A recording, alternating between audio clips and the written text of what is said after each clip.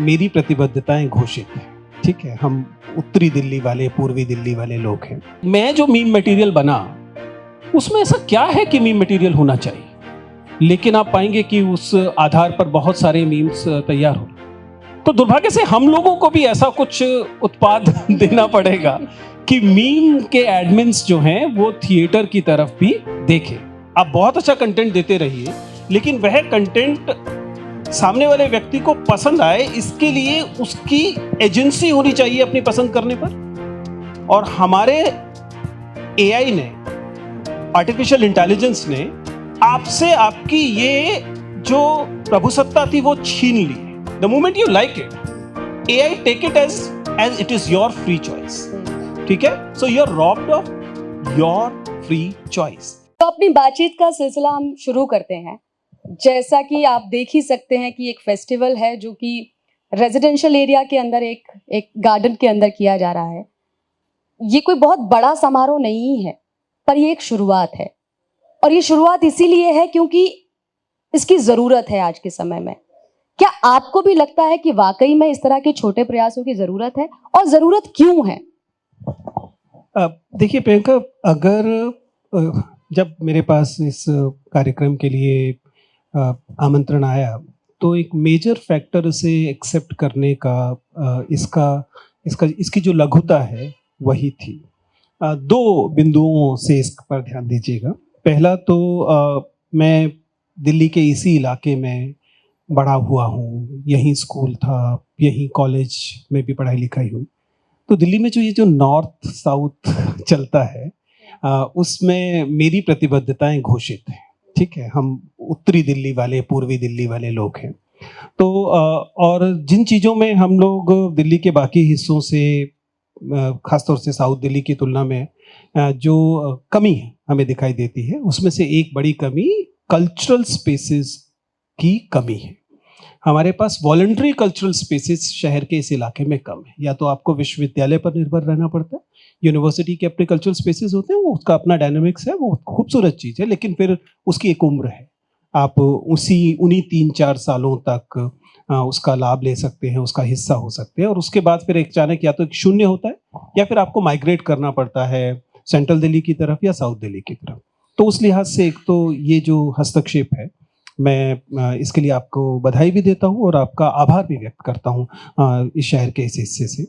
जहाँ तक लघु प्रयासों का कुल मिलाकर महत्व है, स्वाभाविक है, दो बड़े बड़े कारण हमें दिखते हैं। एक तो ये समय ही ग्रैंड का हो चला है। आप अगर कोई 1000-1500 फॉलोअर वाला आपको कोई यूट्यूबर या मान लीजिए इंस्टाग्रामर मिले तो लोग उसको देखना भी नहीं चाहते हैं, अजीब चीज़ है। और दूसरी तरफ ग्रैंड जो है वो और ज़्यादा ग्रैंड होता जा रहा है। और ये जो बड़ों का या विराटता का जो दबाव है, उससे लघुता जो है वह आतंकित जैसा हो रही है। ऐसे में लघु प्रयासों को, चाहे वो लघु पत्रिकाएं हों, चाहे वे लघु नाटक, लघु उपन्यास, लघु विधाएं हों, या फिर लघु उत्सव हों, उनका अपना एक विशेष महत्व है। ये इसलिए भी है कि विराट के बंधन भी विराट होते हैं। जब आप विराट कार्यक्रम आयोजित करना चाहते हैं तो आपको इस बात का ध्यान रखना पड़ता है कि आप पर सरकारों की निगाहें हैं, आपको ध्यान रखना पड़ता है, आपको स्पॉन्सर्स की भी गुलामी करनी पड़ेगी। और जब आप लघुता को अंगीकार करते हैं तो ठीक है, आपके पास संख्या बल कम होगा, लेकिन एक तो विवेक ज़्यादा होगा और दूसरा आज़ादी ज़्यादा होगी। तो इस लिहाज से मुझे लगता है कि साहित्य में भी बार बार कहा जाता है कि लघु विधाएं जो हैं, लघु नाटक, लघु पत्रिकाएं, ये बहुत महत्वपूर्ण होती हैं, क्योंकि अंततः जीवंतता इधर से ही आती है। विराटता के अपने बंधन उसे एक सीमा के बाद प्रतिनिधिक घटना नहीं रहने देते हैं। फिर वो विशिष्ट घटना हो जाती है, और वो विशिष्ट हो जाती है तो फिर किसी का प्रतिनिधित्व नहीं करती है। तो इस लिहाज से मेरे ख्याल से यह उत्सव स्वागत की मांग करता है, और मैं फिर से बधाई देता हूँ। बहुत बहुत शुक्रिया सर, बहुत अच्छी बात आपने कही कि विराट जो महोत्सव हैं, उनकी जो बाधाएं हैं, उनकी जो वो भी विराट ही हैं, वो लघु नहीं है। इसी बात को हम आगे बढ़ाते हैं। हमने अक्सर देखा है कि आप सहज होने को लेकर बहुत सारी बातें कहते हैं कि व्यक्ति का सहज होना बहुत ज़रूरी है। ऐसे ही आयोजनों का भी है कि उनका सहज होना और वो जो कोशिश है वो ईमानदार होनी चाहिए। हम वही कोशिश तो करते हैं, लेकिन फिर से वही बात आती है कि सोशल मीडिया का दौर है और यहाँ पर 1500 जिसके फॉलोअर हैं उसे कोई देखना नहीं चाहता। इसी सिलसिले को आगे बढ़ाते हैं और ये आपसे एक सवाल है कि जब हम एक्टिंग की बात करते हैं, जब हम अभिनय की बात करते हैं या फिर जब हम थिएटर की बात करते हैं, साहित्य की बात करते हैं, आज के दौर में जहाँ पर ये इतना बाजारवाद है कि 1500 जो जिसके फॉलोअर हैं उसको नहीं पूछा जा रहा है, जहाँ पर 15 लाख वाले को शायद पूछा जा रहा है या मिलियंस में जिनके फॉलोअर्स हैं उनको पूछा जा रहा है, वो कंटेंट क्या है, ये इससे उनके कंटेंट पर वो आधारित नहीं है, उनके विवेक पर आधारित नहीं है। ऐसे समय में इस तरह के साहित्य की, इस तरह की कला की या इस तरह के नाटकों की क्या, कैसे इसकी इम्पोर्टेंस है? प्रियंका, ये एक अहम सवाल है और ये सवाल दुधारी सवाल है। ये सवाल केवल इस बात का नहीं है कि देखिए समाज हमारे साथ क्या कर रहा है, देखिए हमें हमारी उपेक्षा हो रही है। ये सवाल इसका दूसरा पक्ष हमारी अपनी तरफ भी है कि हम फिर ऐसे युग में अपने आप को कितना बदल पा रहे हैं कि उन लोगों को अपील करें जिन्हें एल्विस यादव अपील करते हैं, क्योंकि अंततः वो जो है लैंग्वेज ऑफ द टाइम हुई पड़ी है। साहित्य का शिक्षक हूँ और हमेशा से इस बात को जानते रहे हैं हम लोग कि जो नाटक है, थिएटर जो है, रंगमंच, वह मदर ऑफ ऑल आर्ट्स है। उसमें सभी कलाएं समाहित होती हैं। You can not think of theatre where other forms of art are not there. होंगी ही होंगी। उसके अंदर चित्रकला से लेके मूर्ति कला तक, उसके अंदर अभिनय से लेकर और गीत संगीत नृत्य तक, और तमाम कलाएं, जिन कलाओं को बैक स्टेज कहा जाता है, प्रबंध कला और टाइम मैनेजमेंट और इस तरह की चीज़ें भी जिन्हें हम मैनेजमेंट और दूसरी जगहों पर पढ़ते हैं, ये सब समाहित होती हैं थिएटर जैसी कला में। ऐसे में क्यों हमें ऐसा लग रहा है कि एक ऐसी कला जिसमें इतनी सारी कलाएं शामिल हैं, उसका प्रभाव कमतर दिखाई दे रहा है? इसको हम दो तरीके से देखेंगे। एक तो मेरी राय ये है कि थोड़ा सा हम खुद भी अपना प्योरिस्ट रवैये को कम करें, इस बात को समझें कि क्यों हम मान लीजिए शॉर्ट्स को, रील्स को रंगमंच नहीं कहेंगे, क्यों हम उन कला फॉर्म्स उन जो नए फॉर्म्स आ रहे हैं जिसमें संगीत पीछे चल रहा है और सामने कोई व्यक्ति एक्ट कर रहा है, उसे हम रंगमंच क्यों नहीं कहेंगे। एक तो इस वाले बिंदु पर हमें चर्चा करनी पड़ेगी, और दूसरी चर्चा जाहिर है कि समाज से भी ये सवाल पूछा ही जाना चाहिए कि हम समाज को उतना संवेदनशील क्यों नहीं बना पाए हैं कि इतनी महत्वपूर्ण कला को जो उसकी अहमियत मिलनी चाहिए उससे थोड़ी कम मिल रही है। मैं ये तो नहीं कहूँगा कि बिल्कुल नहीं मिल रही है, रंगमंच स्वाभाविक तौर पर शानदार कलाकार देने वाली जगह रही है, लेकिन रंगमंच अपने आप में भी तो उससे अटेंशन मिलनी चाहिए ना। फिर से वापस एल्विस यादव वाले तरीके से पूछे तो मैं जानना चाहूँगा कि ऐसी कितनी रील्स हम लोगों ने बनाई और वायरल होती हुई देखी जो कि थिएटर पर आधारित है। आपको मूवी पर आधारित मिलेंगी, आपको ओटीटी पर आधारित मिलेंगी, आपको।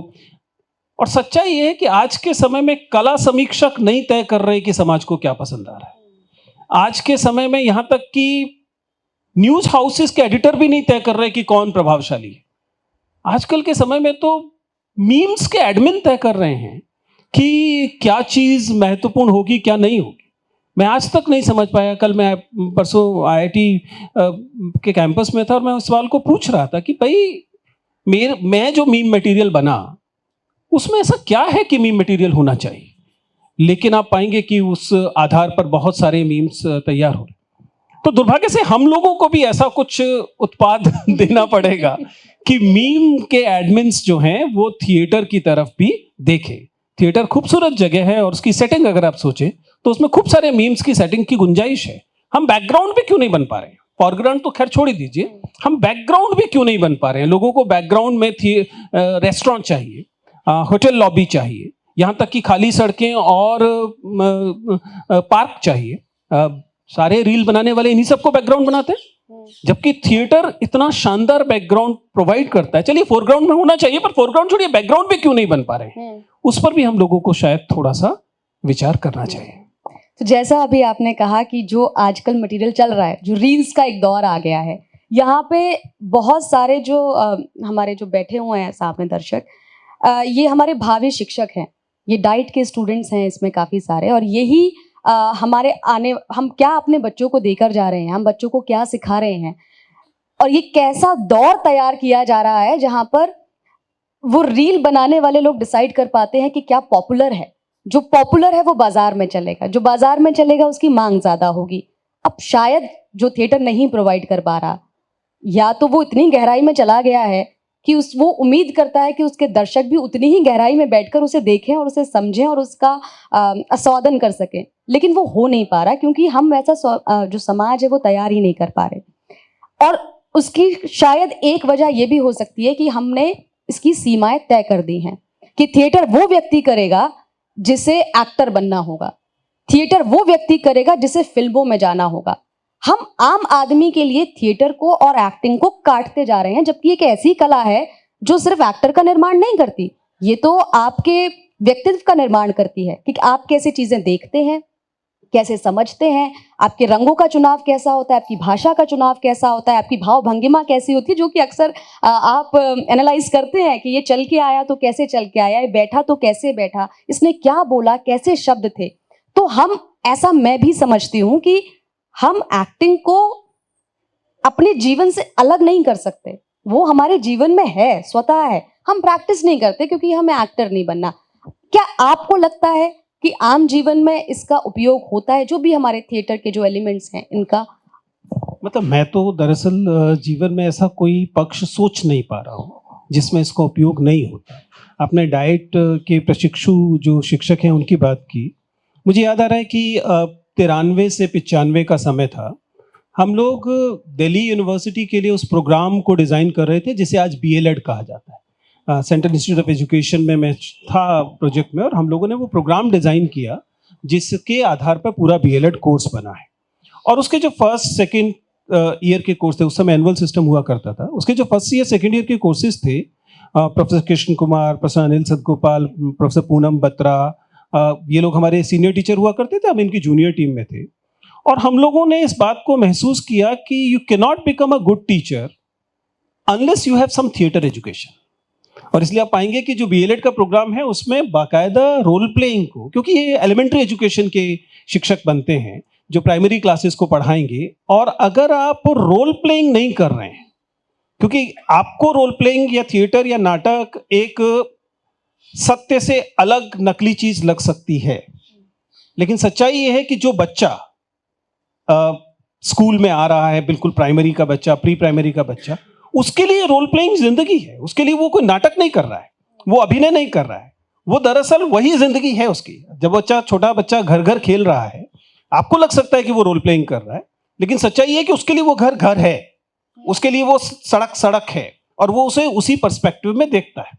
इस बात को जब एजुकेटर्स ने, टीचर एजुकेटर्स ने देखा, तो उन्होंने कहा कि इसका मतलब है कि बच्चे को आपको रोल प्लेइंग से ही चीजें सिखानी होंगी, तभी वह उनको ग्रास्प करेगा, पकड़ेगा। ये पेडागोजी का हिस्सा बना, उस समय शिक्षण विधियों का हिस्सा बना। ये स्कूल एजुकेशन पे लागू होता है, हमारा दावा है, मैं कॉलेज में करता हूं, ये कॉलेज एजुकेशन पे लागू होता है, और यह आम जिंदगी में भी लागू होता है। हम आम जिंदगी में भी दरअसल लगातार रोल प्लेइंग कर रहे होते हैं। मैं तो लगातार सिखाता हूं। मैं जब विद्यार्थियों को कहता हूं कि कम्युनिकेशन आप कर रहे हैं, तो मैं बार बार बता रहा हूं कि कहाँ आपकी वॉइस जो है, कहाँ आपको एनर्जी इन्फ्यूज करनी है, तो उसकी पिच का क्या होगा, टोन का क्या होगा, या पेस का क्या होगा। So actually I can not think of any situation, to be honest, जहां पर आप रंगमंच का इस्तेमाल, थिएटर का इस्तेमाल नहीं कर रहे हो।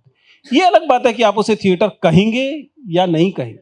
घर के घरेलू लड़ाई झगड़े तक में जब देवरानी जेठानियां एक दूसरे की को लेकर बातचीत करती हैं, या भाई भाई के बीच संवाद होते हैं, उनमें भी तो कितना बड़ा हिस्सा पोस्चरिंग का होता है, लगातार होता है। आप यू पोर्ट्रे सर्टेन थिंग, वो भी ड्रामा ही है, वो भी एक तरह का थिएटर ही, ड्रामा ही है। तो रंगमंच का इस्तेमाल तो डेफिनेटली सब जगह है। ये अलग बात है कि हम उसे प्रशिक्षण के स्तर पर महत्व देने को तैयार हैं, या मान लेते हैं कि जितना हमने घर में सीख लिया, घर में भी तो सीखते हैं, थिएटर ही सीख रहे होते हैं, हमको बार बार पोर्ट्रे करने के लिए कहा ही जाता है, उससे काम चल जाएगा।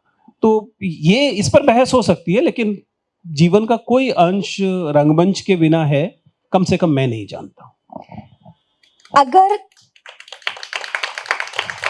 बहुत देर के बाद तो अगर ये इतना इम्पोर्टेंट है कि जीवन का कोई भी हिस्सा इससे अछूता नहीं है, तो फिर क्या वजह है कि एक समाज के तौर पर हम अभी तक इसे बहुत ज़्यादा प्रैक्टिस नहीं कर पाए हैं, और ये आज भी बहुत साइडेड है, मतलब उसको अभी उतनी उस तरह की जगह नहीं दी गई है। तो समाज में ऐसा क्या घट रहा है जिसके कारण ये हुआ या हो रहा है? देखिए, इस बात को आपको समझना पड़ेगा कि हमारी यार्डस्टिक्स क्या हैं, मापदंड क्या हैं जिनसे हम तय कर रहे हैं कि समाज इनका महत्व समझ रहा है या नहीं।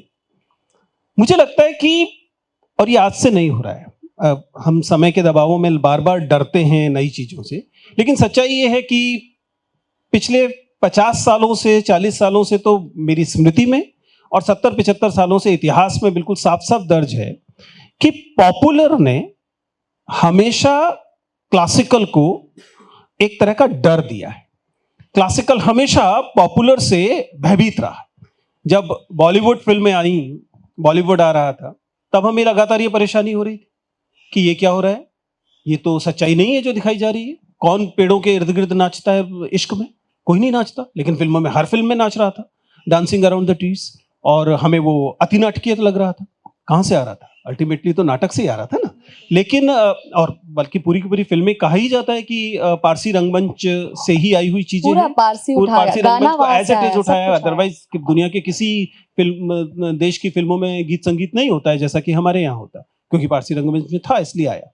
तो लेकिन इस पॉपुलर ने हमेशा क्लासिकल में एक तरह की आशंका और भय पैदा किया है। टेक्नोलॉजी ने भी ऐसा ही किया। जब पॉपुलर टेक्नोलॉजीज आई, वीसीआर आया, जिस समय इंटरनेट आया, हम लोग ब्लॉग के पुराने लोग हैं, हम लोगों ने जब ब्लॉगिंग शुरू की तो लिटरेचर वाले लोग डरे बैठे थे।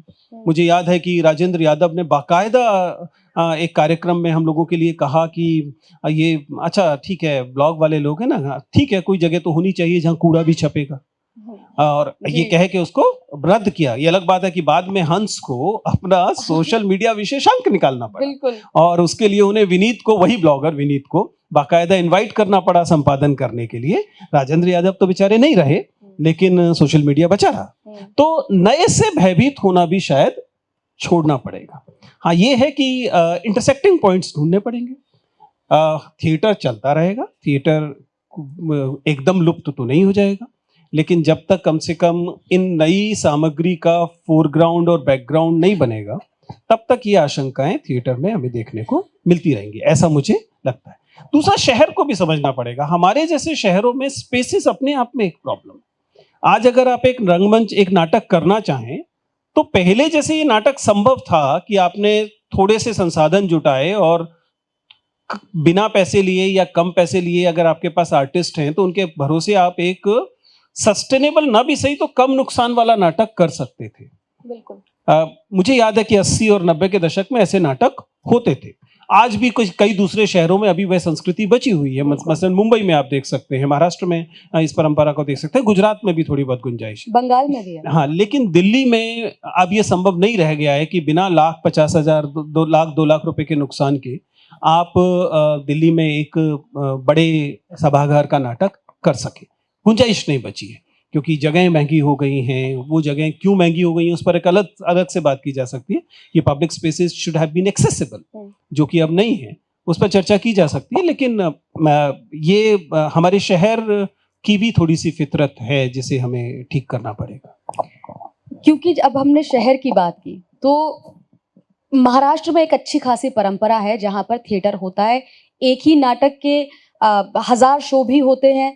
वहाँ पर कमर्शियल है थिएटर और अच्छा खासा पैसा कमाते हैं वो आर्टिस्ट। बंगाल की बात करें तो वहाँ पर भी ऐसा है, गुजरात की बात करें तो वहाँ पर भी ऐसा है, छोटे छोटे शहरों की बात करें तो वहाँ पर भी कुछ लोग अपनी जितना वो अफोर्ड कर सकते हैं, जिस तरह से भी वो अरेंजमेंट कर सकते हैं, अपना थिएटर करते हैं। ये जो बड़े शहरों की बात है, जैसे कि दिल्ली की बात, मुंबई में भी फिर भी छोटे छोटे स्पेसेस हैं, पर दिल्ली में नहीं है। तो दिल्ली में ऐसी क्या खास बात है, इस दिल्ली में ऐसा क्या है और लोगों की ऐसी कैसी मानसिकता है? मैं अभी आजकल एक चल रहा है कि सेलिब्रिटी थिएटर, जिसमें थिएटर में एक सेलिब्रिटी को बुलाया जाएगा और उसके नाम से टिकट बेची जाएगी और वो चल जाएगा। उनके नाम पे वो 2000 की टिकट भी बेचते हैं, 5000 की टिकट भी बेचते हैं और 10,000 की। उसका कंटेंट क्या है इस पे हम चर्चा नहीं कर सकते क्योंकि वो भी थिएटर ही है, हम उसको सीमा में नहीं बांधते। लेकिन इस तरह से चल जाएगा। लेकिन यही सिस्टम, यही जो हम सेलिब्रिटी शो कह के जिनको यहाँ पर बेचते हैं, जिनको दिल्ली में बेचा जाता है, वो मुंबई में नहीं चलते, दिल्ली में चल जाते हैं। दिल्ली में ये ऑडियंस एक आम नाटक जिसमें कोई सेलिब्रिटी नहीं है लेकिन कंटेंट बहुत अच्छा है, जिसमें भाषा बहुत अच्छी है, जिसका आलेख बहुत अच्छा है, जिसका डिजाइन बहुत अच्छा है, वो नहीं चल पाता। तो दिल्ली में क्या, कौन सी ऐसी नब्ज है जो हमसे दब नहीं रही है, जो हम नहीं टच कर पा रहे हैं? देखिए, दिल्ली एक बहुत मतलब इससे पहले कि किसी को ये दिल्ली के प्रति किसी किस्म का दुराव लगे, जाहिर है कि मेरा शहर है और मैं दिल्ली को अपनी प्रेमिका की तरह देखता हूँ। इसके बिना अपनी कोई परिभाषा मैं नहीं समझ सकता। लेकिन इसी वजह से दिल्ली को थोड़ा बहुत जानने का भी मौका मिला है। कुछ रिसर्च वर्क भी मेरा दिल्ली पे था, जिसकी वजह से मैं दिल्ली की जो प्रकृति को समझ पाया हूँ। उसमें मुझे लगता है कि ये जो प्रवासी दिल्ली में एक बड़ी जनसंख्या है, यह एक बड़ी वजह है दिल्ली के कल्चरल स्केप को बाकी जगह के कल्चरल स्केप से थोड़ा सा भिन्न करने की। बाकी जिन राज्यों की हमने बात की, उनके पास एक भाषिक संस्कृति जोड़ने वाली आपको दिखाई देगी। महाराष्ट्र में वो मराठी लिटरेचर की वजह से, गुजरात में गुजराती लिटरेचर की वजह से, और बंगाल में बंगाली लिटरेचर की वजह से। और ये जो कल्चरल एफिलिएशन इन भाषिक संस्कृतियों का है, वो इन जगहों पर स्थापित है। अगर आप इसका कंपैरिजन हिंदी संस्कृति के साथ करें तो आप रियलाइज करेंगे कि हिंदी कई मामलों में, मैं थोड़ी सी विवादित बात कह रहा हूं, लेकिन हिंदी कई मामलों में एक कृत्रिम तैयार की गई, राष्ट्रवाद के प्रोजेक्ट के लिए तैयार की गई भाषा रही है। चूंकि पॉलिटिकली हिंदी को एक ऐसी भाषा के तौर पे तैयार किया गया उस समय में कि इसने, और राष्ट्रवाद की ये समस्या होती है, अपने से प्यार और पराये से अलगाव। ये जो एसिमिलेशन की ताकत वहां की भाषाओं के आत्मविश्वास के कारण उनमें थी, हिंदी में इसे हटाओ, इसे हटाओ, इसे हटाओ, उर्दू नहीं आनी चाहिए, अंग्रेजी नहीं आनी चाहिए, वही नए से जो डर था, जो हमेशा से। और दूसरा जाहिर है कि इस शहर का अपना कल्चर, अपनी संस्कृति जो है, उसमें भी थोड़ी सी मुझे लगता है कि हमें नागरिकों के सांस्कृतिक इनिशिएशन को, क्योंकि मसलन हम लोगों के बजट का, जो मध्यवर्गीय परिवार हैं, उनके बजट का कितना हिस्सा प्रतिमास संस्कृति के प्रोडक्ट के लिए रखा जाता है, फिल्मों के लिए रखा जाता हो, नाटकों के लिए रखा जाता हो, किताबों के लिए रखा जाता हो, आप पाएंगे कि बहुत कम है। हिंदी की किताबों की संख्या लगभग इतनी बड़ी जनसंख्या होने के बावजूद कई बार बंगाली में छपने वाली किताबों की संख्या से कम होती है, क्योंकि वहां के परिवारों में आप पाएंगे कि एक सेट बजट है कि अगर मान लीजिए वो परिवार केवल 50,000 भी कमा रहा है, तो उसमें भी हो सकता है कि 500 रुपए, 1000 रुपए हर महीना वो इन प्रोडक्ट्स पे खर्च कर रहे होंगे, जो कि कल्चरल प्रोडक्ट होंगे, नाटक देखने के लिए, म्यूजिक देखने के लिए या दूसरी चीज़ों के लिए, जो अनफॉर्चुनेटली दिल्ली के कल्चर में नहीं है। मैं तो यूनिवर्सिटी का टीचर हूँ और मैं हर साल अपने फर्स्ट ईयर के बच्चों से हाथ खड़े करके पूछता हूँ, जब वो आते हैं उनके ओरिएंटेशन प्रोग्राम में, कि आप में से कितने लोगों के घर में किताब की अलमारी है, बुक शेल्फ है। एंड यूल रियलाइज कि मेरे हिंदी ऑनर्स के विद्यार्थी जिन्होंने साहित्य अपना विषय लिया है, उनके पास ये कल्चरल कैपिटल, क्योंकि किताबों की अलमारी एक पूंजी है। जिस घर में किताबों की अलमारी होगी उसमें किताबें होंगी, वो परिवार ये मानता होगा कि किताबें महत्वपूर्ण हैं, उनके माता पिता भी कुछ पढ़ते होंगे। मुझे 3 साल ऐसी क्लास को पढ़ाना पड़ता है जिनमें से अधिकांश के घर में किताबों की अलमारी नहीं है। और ये वो कल्चरल लैग है जिसे अगर आप पूरा नहीं करेंगे तो केवल एक कल्चरल प्रोडक्ट की बात नहीं है, सभी कल्चरल प्रोडक्ट एक तो नुकसान में रहेंगे और दूसरा एल्विस यादव हिट होते रहेंगे, क्योंकि उसके लिए जो चीजें चाहिए वो लगाता है। मतलब विजेंद्र चौहान भी जब ये वाली बात बोलेंगे तो मीम मटेरियल नहीं बनेगा। वो मीम मटेरियल तभी बनेगा जब मैं बताऊंगा कि एंट्री तो अच्छी है। बहुत अच्छी बात। सर ने कहा कि ऐसे बहुत सारे लोग हैं जिनके घर में किताब की अलमारी नहीं है। मैं सच में जानना चाहती हूँ, यहाँ कितने लोग हैं जिनके घर में किताब की अलमारी है? अरे वाह! देखा आपका जो समारोह है वो बचाए हुए है शहर को। जितने थे दिल्ली वाले सारे यहीं आ गए जिनके पास किताब की अलमारी है। जैसा कि कहा गया कि एल्विस यादव जैसे कंटेंट चलता रहेगा, क्या ये भी एक वजह नहीं है कि क्योंकि हम अपनी लकीर को बड़ी नहीं कर पाते, तो कुछ दूसरे की बेवकूफियों को शेयर करके हम अपने आप को बड़ा समझते हैं? हमारे अंदर वो जो एक ईगो बूस्ट हमें मिलता है कि अरे देखो कितनी बेकार सी बात कह दी इसने। अच्छी बात कहने पे तो हम अपने आप को छोटा समझते हैं कि अरे इसको बड़ा कहना पड़ेगा, इस व्यक्ति को, इसके विचार को हमें बड़ा कहना पड़ेगा। और इसीलिए शायद जो बहुत फिजूल जो रील्स होती हैं, जो फिजूल कंटेंट होता है, वो वायरल होता चला जाता है। क्या ये एक वजह नहीं है साइकोलॉजिकली, अगर हम इसको वो करें, देखें? Yes and no. Yes in the sense that वाकई ये बात है कि मीडियोक्रिटी जो है वह इस समय सेलिब्रेटेड चीज है। Mediocrity is being celebrated all around, कोई हैरानी की बात नहीं। लेकिन दूसरा इसका एक तकनीकी पक्ष भी है। मैं बार बार इस बात पर ध्यान दिलाने की कोशिश कर रहा हूं कि इस बात को समझिए कि अब हमसे हमारी वो प्रभुसत्ता, वो ऑटोनॉमी छीन ली गई है जिसमें हम तय कर सकें कि हमें क्या पसंद आना चाहिए। We are robbed of that. आप बहुत अच्छा कंटेंट देते रहिए, लेकिन वह कंटेंट सामने वाले व्यक्ति को पसंद आए, इसके लिए उसकी एजेंसी होनी चाहिए अपनी पसंद करने पर।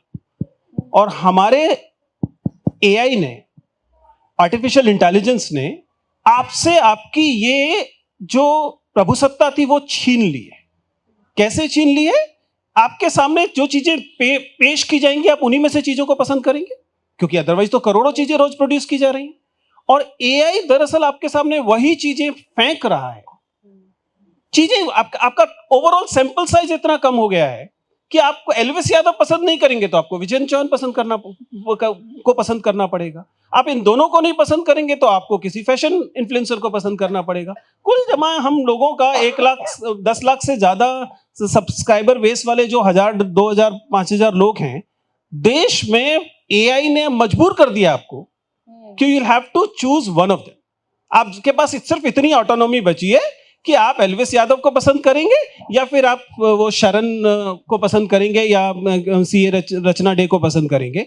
आपके पास इसके अलावा कोई विकल्प नहीं बचा। And the moment you share it, the moment you like it, AI take it as it is your free choice. ठीक है? So you are robbed of your free choice. आपके पास आजादी से किसी चीज को पसंद करने और उसे एम्प्लीफाई करने का हक अब नहीं बचा है। आप इस गलतफहमी में रह सकते हैं कि नहीं, मैं 4 नाटक देखूंगा तो नाटक बेहतर हो जाएगा। नहीं होगा। पर क्या इसमें व्यक्ति का अपना विवेक कोई रोल नहीं प्ले करता? Vivek is the causality, that's what I am saying. आप प्लीज इस बात को समझिए। मुझे मालूम है कि मैं एकदम डूम्सडे प्रेडिक्शन जैसा कह रहा हूं, लेकिन आपको इसको समझना पड़ेगा कि विजडम, हम लोग जब ब्लॉग की दुनिया में थे, हम लोगों ने बार बार इस बात को उठाया कि कलेक्टिव विजडम, क्योंकि पूरी डेमोक्रेसी दरअसल कलेक्टिव विजडम पर आधारित होती है। हम संयुक्त रूप से जो विवेक, सामूहिक विवेक हासिल करते हैं, उससे हम तय करते हैं कि हमारा नेता कौन होगा, उससे हम तय करते हैं कि हमारा पसंदीदा खिलाड़ी कौन होगा, हमारा पसंदीदा खेल कौन सा होगा, हमारी पसंदीदा कला कौन सी होगी। लेकिन अगर हमसे इस कलेक्टिव विजडम को ही छीन लिया जाए या उसमें उस इंडिविजुअल वॉइस को छीन लिया जाए, तो फिर आप कैसे ऐसे करेंगे? आप इस बात को समझिए। ये देश 140 करोड़ लोगों का देश है। यहां पर 10 लाख लोग इकट्ठे कर लेना किसी एक चीज के पक्ष में उतना मुश्किल नहीं है जितना कि यूरोप में। और जैसे ही आपके पास ये एक भीड़ शुरू हो जाती है, एक स्नोबॉलिंग इफेक्ट शुरू होता है। चूंकि आपके पास भीड़ है, इसलिए ज्यादा भीड़ आपके पास आएगी। ये किसी भी तमाशे में होता है, जहां ज्यादा तमाशे में भीड़ लगेगी और लोग भी जाके उसी को देखना शुरू करेंगे। एंड दैट्स व्हाई मुझे लगता है कि हम लोगों को क्लेम बैक करना पड़ेगा अपने ड्रीम्स को, अपनी पसंद को, अपनी कला को। नहीं तो फिर we are condemned to like what everybody else is liking. Right, बहुत सही। तो हम समझ ही सकते हैं कि एआई ने हमारे साथ क्या कर दिया है और हमें पता भी नहीं चल रहा है कि हमारे साथ क्या किया जा रहा है।